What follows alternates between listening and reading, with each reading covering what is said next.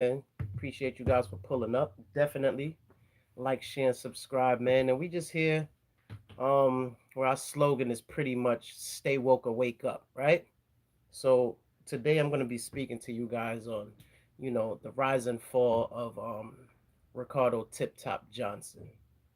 Um, and the purpose of me actually doing this video is more so to get a message across to you for those that feel like street life um is something that we should continue living or be a part of.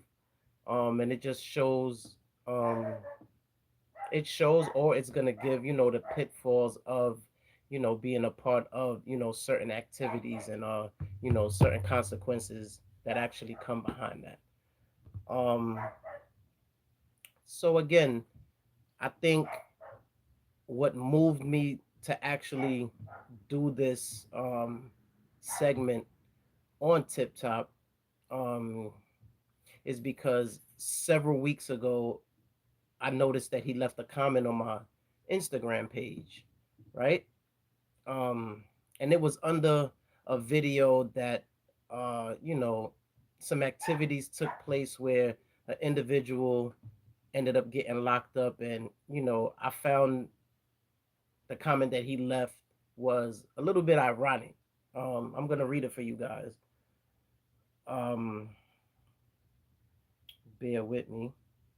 I know you guys are not gonna be able to see it, but I'm gonna show it anyway.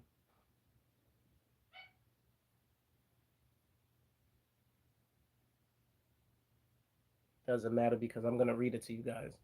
So it says, "Damn, Shorty threw her life away." Shaking my head. This is just a reminder of when all is said and done, you alone will be facing the judge, and that sentence alone, no matter if you have Cody's or 100 people in court for you. And I found that a little bit strange in a sense, like maybe he felt something coming, or maybe he felt something brewing. Because after he left this comment, in comes the situation he ended up landing himself in. Um, so I'm just gonna read, what the DA put out there online, so you guys could get like somewhat of a backstory of, what this segment is pretty much about. All right.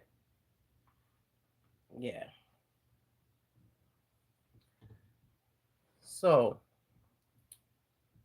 it says five alleged members of Brooklyn biker gang arraigned on indictment in connection with shooting in East Flatbush. All right. So it says Brooklyn District Attorney Eric Gonzalez today announced that five men who are alleged to be members of the Brooklyn founded biker gang known as Motorcycle Club have been arraigned on a 52 count indictment in which they are variously charged with attempted murder, assault, reckless endangerment, criminal possession of a weapon, and related charges for a shooting in East Flatbush last spring. DA Gonzalez said, "With this indictment, we allege these defendants turned a busy East Flatbush block into chaos, firing 44 rounds, wounding three people, and sending bystanders running for their lives.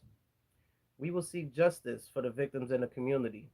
Brooklyn's record low gun violence is no accident. It is the result of outstanding work by the NYPD and our relentless pursuit of accountability when people pull the trigger." The DA identified the defendants as Ricardo Johnson, 51, of Jersey; Akeem McDonald, 37, Huntington Station; um, Sansharay Bobbitt, 43, of Queens; Raheem Watson of Brooklyn; Melson Gatsby, 47, from LI.